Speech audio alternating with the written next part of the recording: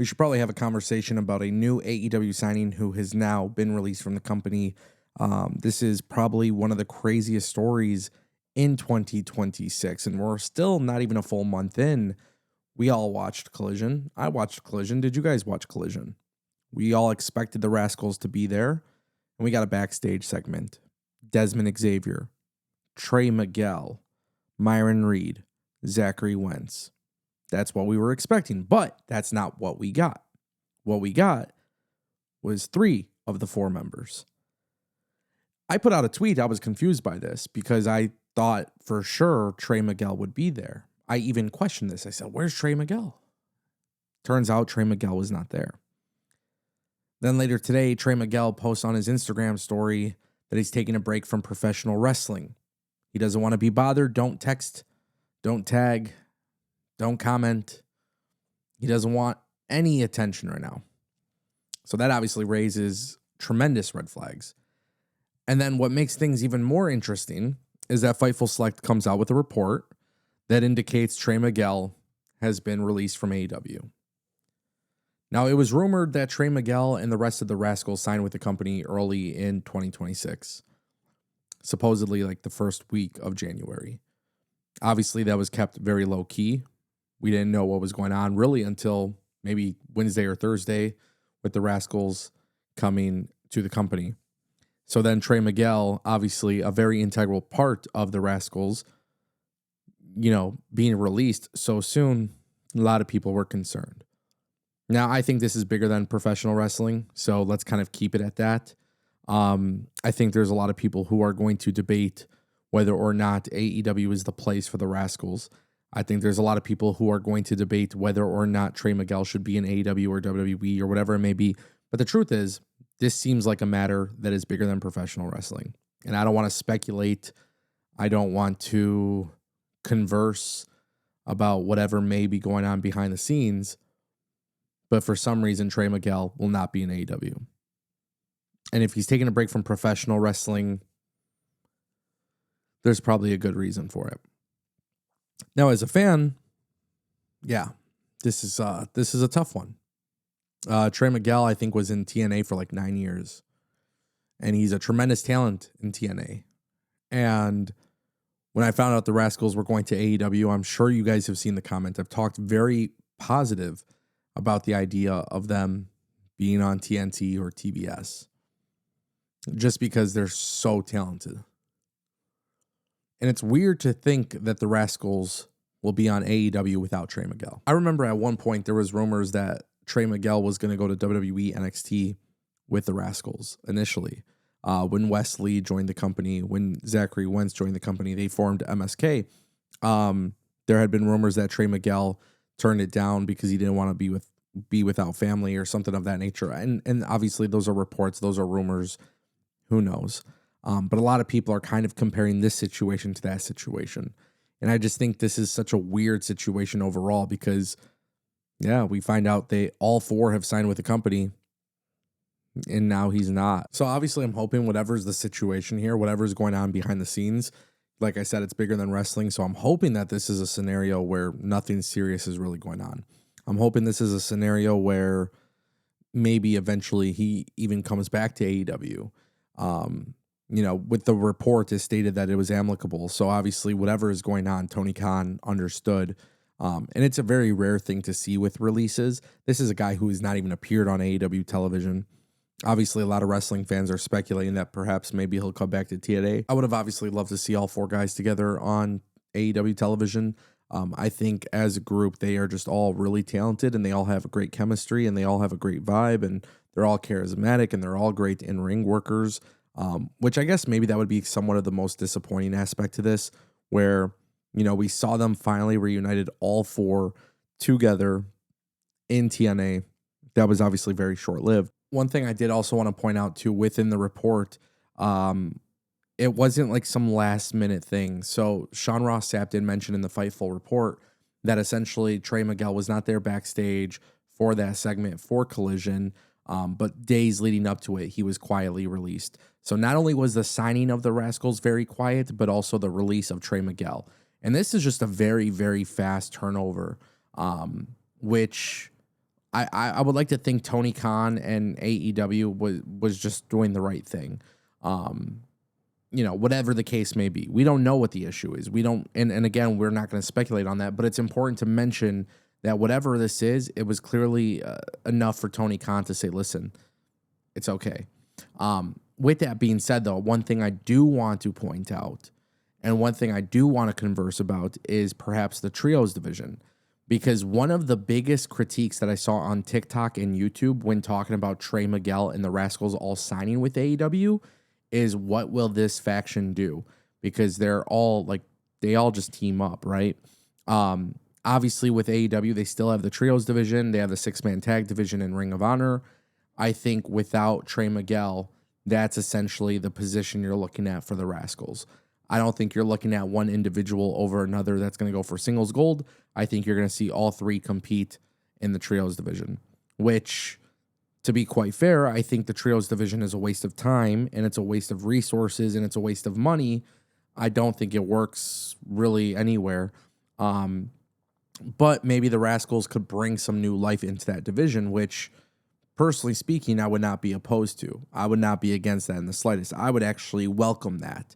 Because that could be the thing that perhaps gets the trios division on track. Keep in mind, Powerhouse Hobbs just left the company, and they dropped the belts to Hangman Page, Speedball Mike Bailey, and Kevin Knight. So, yeah, man, like, it's just a lot of stuff going on for AEW, and it's a lot of stuff going on for Trey Miguel. Hopefully, whatever it is, it just goes well. Hopefully, we get some positive news out of this. And whenever he comes back from professional wrestling, whether that be TNA or AEW or whatever it may be, I don't even think it matters. I just hope everything's good, honestly. And I hope he comes back soon, just because I have a lot of respect for Trey Miguel as a talent. I think his work in TNA was really good. And obviously, to be on a bigger platform would have been a big deal. So hopefully this is nothing too crazy, hopefully nothing too serious, and hopefully nothing too bad. This might be a good time to let you guys know that you should probably subscribe, because we are gaining a lot of new subscribers on a daily basis, which I really do appreciate. Your guys' support never goes unnoticed. You know what doesn't also go unnoticed? The AEW logo appearing on AAA. Yeah, AAA made their debut on Fox in Latin America, part of their new TV deal. And listen, artificial intelligence, it's going to be highly debated. You guys are going to debate AI left and right. That's the way society is going to work for a while. It is very clear that AI is not going away. It is very clear that AI will be a very big part of the creative process with anybody who's a creative director, producer, content creator. But in professional wrestling, it is obviously being utilized. Now, AAA aired a video package with Dominic Mysterio, which, by the way, I thought was a really, really dope video package. However, if you slow it down, you see an image of the AEW logo on the championship belt that Dominic Mysterio is wearing. Now, you only see it for a split second, but it's led to a lot of controversy. And the two controversies are as follows. One, it's the AEW logo on a WWE champion, on a WWE-related TV program, which is, yeah, that's a big slip-up. Number two, it's the fact that AAA WWE executives, they are using artificial intelligence for video packages. Now, people are going to talk about this left and right, and I get it. The idea that the AEW logo was on the belt, yeah, that's a big problem. That's a really big problem. Now, when it comes to the use of AI, I feel like there is still so much to learn about AI. And I feel as if AI can definitely be problematic. Some of the stuff that I'm seeing on social media with AI and deep fakes, it is crazy. So I am not a fan of it.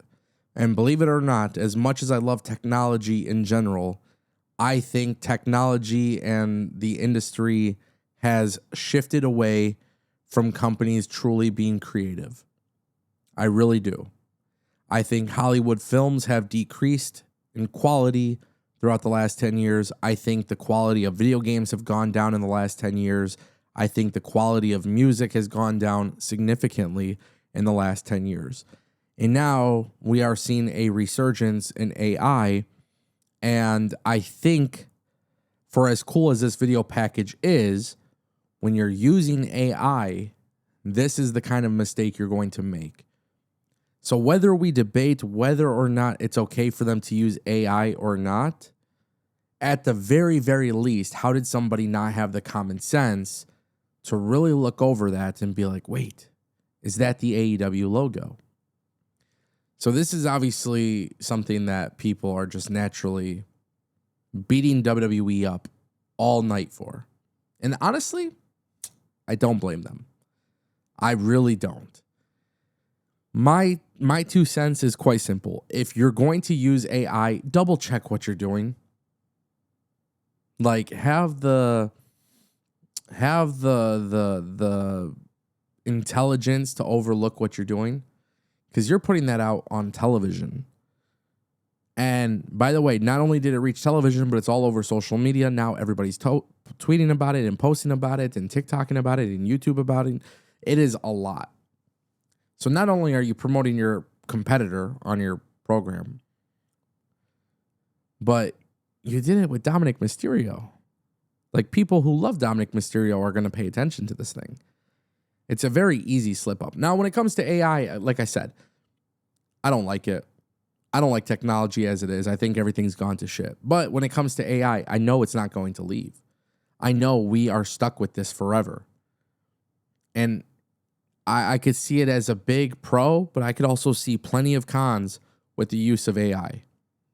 And so I think that controversy in itself, I think people need to realize it's like arguing with a dead fish. Like, you're not going to go anywhere with that. These companies are going to use it. You got Coca-Cola doing commercials with it, and you got McDonald's and internationally doing commercials with it. People are using it. Companies are using it. There's a lot of things I don't agree with it, but it's being used and it's not going away. So maybe the faster that everybody accepts it, okay. But, and I'm not defending it, but at the same time too, they deserve the blowback that they're getting because they are promoting their competitor. And that's not good. That's not good. And if it was a real artist who made the video, then a real artist wouldn't have made that mistake. And I think that also adds to the conversation piece that AI can never truly replace a human being, because AI can make mistakes just like humans can make mistakes. But if a human makes a mistake, they have other humans overlooking their work.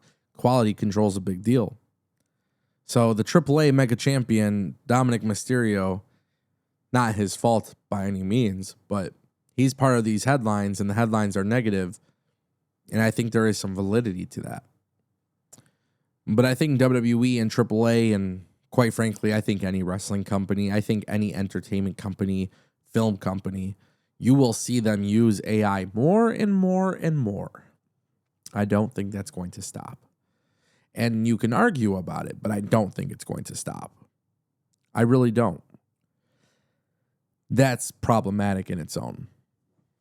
But that was kind of wild. How they aired that on TV and not caught it, I don't understand.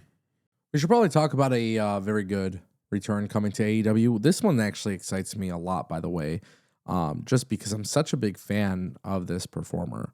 But we are talking about Thunder Rosa. And it's been a question mark for a really long time. What the hell is going on with Thunder Rosa? Well, apparently she's coming back to AEW. She uploaded a vlog. Awesome channel, by the way. She uploaded a vlog on today. And she actually revealed that she's back on the road with AEW. She says she had her training already. She said the first week we did was okay, but we're back on the road. The next stop is Atlanta. I told you I am back at AEW. Now, we have seen her backstage a little bit here and there with AEW. We knew that there was some stuff with her getting ready to come back a while ago, and then obviously because of the injury, she never came back. It's been a really weird thing for Thunder Rosa. And I hate to admit it, but I feel it's almost as if AEW kind of grew without Thunder Rosa. Like, I think maybe time has passed her by in this company. Quite frankly, I don't think Thunder Rosa is needed anymore in AEW. They've made so many advancements and so many signings in the women's division, which I think have mostly been quality signings, that Thunder Rosa will have a very difficult time coming back into AEW programming in a way where she will ascend to the top of the card. She's very much in the same boat as Britt Baker. Obviously, we've talked about Britt Baker a lot recently, but I think Thunder Rosa is definitely in that category. I think Thunder Rosa could come back and she can have a feud, but I don't see AEW putting her in a position where she is going to captain the ship for the women's division. And there was a point in time where Thunder Rosa was that talent.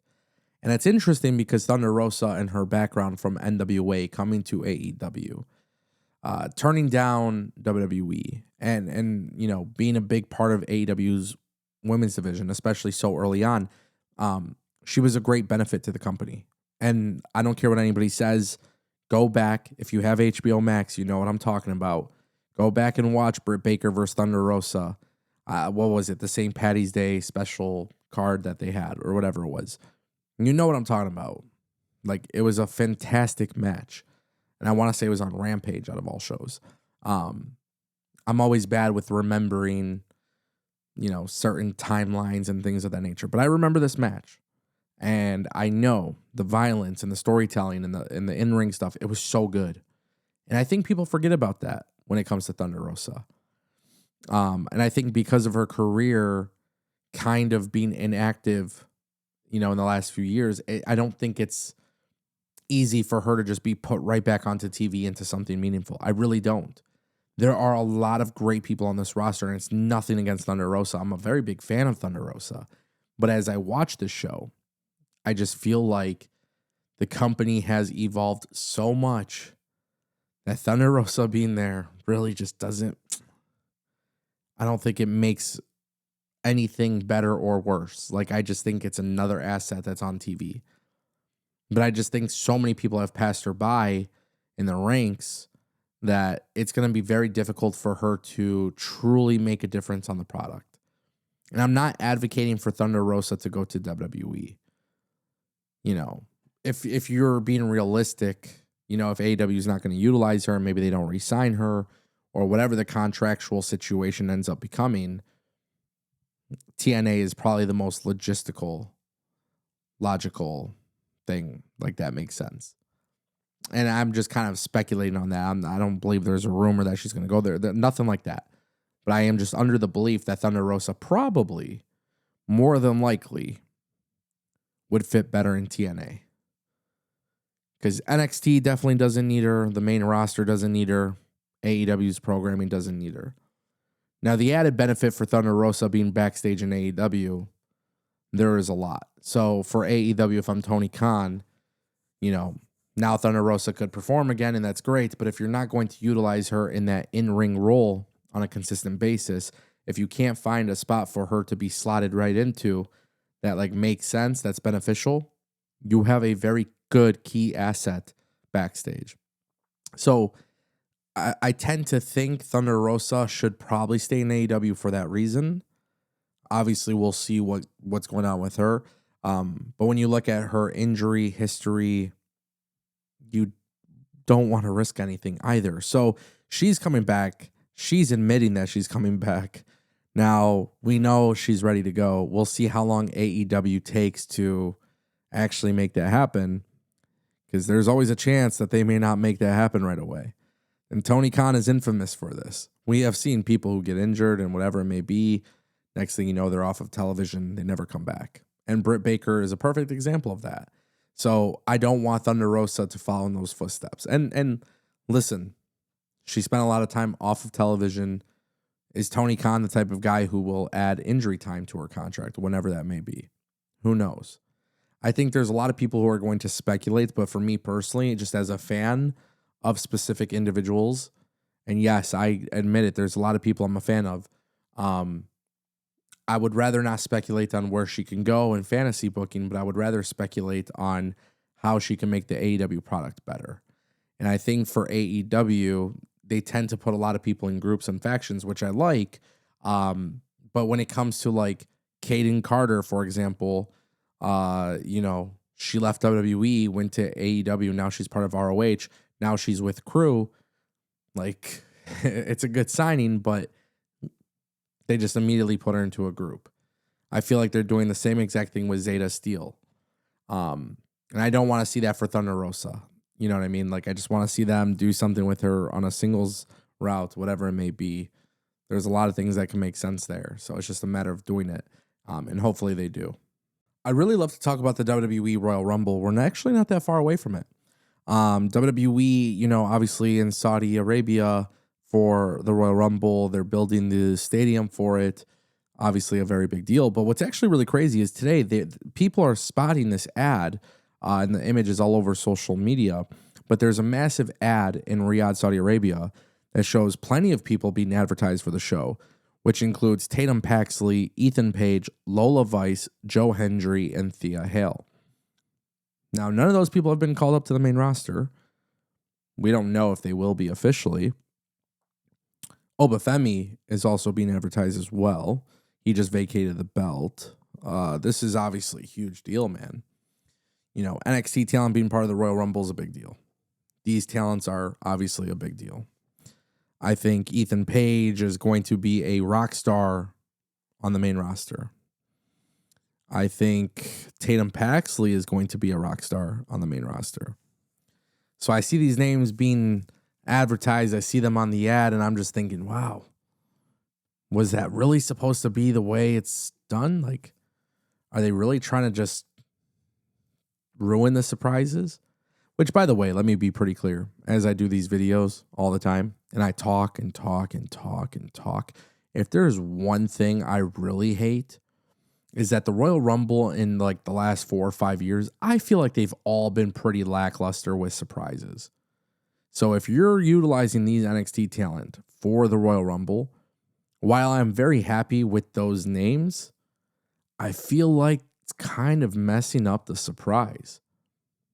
And whenever surprises like this are ever discussed, people would be like, well, if you don't like surprises, why are you talking about it? Well, one, it's good to be informed, but two, there really should be a conversation about this, because if Tatum Paxley and Ethan Page and Joe Hendry and Thea Hale, if all these names appear in the Royal Rumble and those are the surprises that we get this year, I think we're all pretty much going to agree that it's underwhelming. And I hate when spots are being utilized for legends, because most of the legends get in, have a quick moment, and they get out. The thing about NXT talent that's nice is, one, we've never seen an NXT talent win the Royal Rumble, which would be a genuine surprise. But two, are they being called up? What's their future plans? Are they going back to NXT? Those kinds of things. I think everybody becomes incredibly interested in that. So with WWE having these surprises potentially leaked, I think it's a problem. I really do. And I hate that. I hate it. And maybe it's premature to rant about it, but we have seen this happen before, where the Royal Rumbles have been relatively good, but then the biggest consensus from people on social media is the fact that there wasn't a lot of surprises. Like, people genuinely hate it when the Royal Rumble doesn't have a lot of surprises. And the expectation with the Royal Rumble is that you will. And so sometimes they get even more mad when a surprise that they were expecting doesn't happen. They hate some of the other surprises that actually do because of it. And that seems to be a common trend throughout the last several years when it comes to the WWE and the Royal Rumble. So, yeah, Tatum Paxley probably will be in it. Ethan Page would make a lot of sense. Joe Hendry makes a lot of sense. But I'm smart enough to know that these would simply just not be enough. You're always going to disappoint somebody when these surprises just aren't that big. And so if you're the WWE, hopefully this ad, hopefully it's just messing with everybody. Hopefully it's a way to get people talking, whatever it may be. But the Royal Rumble will do one of two things. And I feel like no matter what, people are disappointed. When Jey Uso won the Royal Rumble, there was a lot of people who were pissed. But those same people who were pissed were the same people complaining that WWE doesn't give you anything new. So, Obafemi's going to be in the Rumble probably. Great. I'm cool with that. But whatever ends up happening, you got to do more. And I know it sounds crazy. I'm asking for more, but yeah, man, we kind of had this expectation that NXT people are going to be in the Rumble. You got to do something to really make people go crazy, to make people really feel invested. And so people are always going to complain. They will. And as a company, I know WWE doesn't care about that, but it is the Royal Rumble. It's in Saudi Arabia, which is this stadium that they're building looks so cool, but you're going to have a lot of people watching the show, and you're going to have a lot of people wondering what the surprise is. So if you don't deliver on the surprises, and on top of that, you have a guy like Roman Reigns win or Cody Rhodes win, like, people are going to be so annoyed with that shit. They will. Because as much as people want to talk shit about Jey Uso winning, it was a legitimate surprise, and people were like, you know what? I kind of want to see what that's going to be like. I did not expect that. So I think for WWE, they really have to come through in a big way. I really do. And I think if they come through in a big way, it's just going to be better for the product overall. And whoever wins the Royal Rumble, maybe Seth Rollins returns and wins, right? We could all like Seth Rollins, but I think people just genuinely know that they want something different. People just saw Braun Breaker compete for the World Heavyweight Championship. Do you think they want to see that again for him to win the Rumble and then challenge Punk again? I don't think people want to see that. So imagine you don't deliver the result that people want, and then you screwed up with the surprises. But I do like the list of people. I think they're all great. And I think you guys are all great too. So make sure you guys know that, and make sure you click subscribe, because I will keep you guys updated with everything that's happening in professional wrestling, and I will see you guys later.